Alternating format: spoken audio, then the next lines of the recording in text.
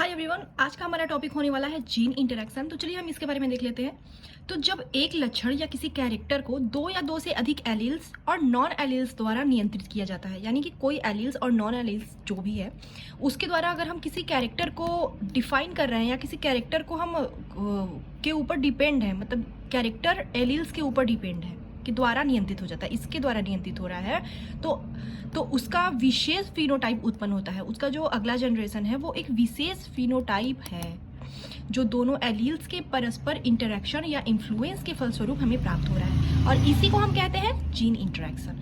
Gene interaction दो प्रकार का होता है। पहला है इंट्राजेनिक या इंटर एलिलिक, और दूसरा है इंटरजेनिक या नॉन एलिलिक। ये हमारा एक एलील है और यहाँ पे दो जीन है, एलील, और ये जब दो एलील है तो ये जीन, ये एक जीन, जैसे कि ये एलील है, ये एलील है, ये एक जीन, ये एलील है, ये एलील है, ये एक जीन। ठीक है, तो हम इसके बारे में देखते हैं। सबसे पहले क्या है इंट्राजेनिक यानी इंटर एलील। जब कोई दो एलील किसी जीन के उस प्रकार से इंटरेक्ट करते हैं जो टिपिकल डोमिनेंस, यानी जो मेंडल ने जो बताया था वो टिपिकल डोमिनेंस था, उससे बहुत ही भिन्न फिनोटाइप प्रोड्यूस करते हैं।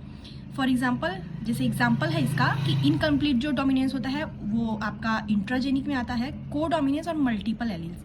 और इंटरजेनिक में जब दो या दो से अधिक इंडिपेंडेंट जीन सेम या डिफरेंट क्रोमोसोम पर प्रेजेंट होंगे और इंटरैक्ट करके डिफरेंट फिनोटाइप प्रोड्यूस करेंगे। जैसे कि कहना चाहता है कि हमारा जो दो या दो से अधिक जो इंडिपेंडेंट जीन है वो या तो क्रोमोसोम पे या तो सेम जगह रहें या फिर डिफरेंट रहें।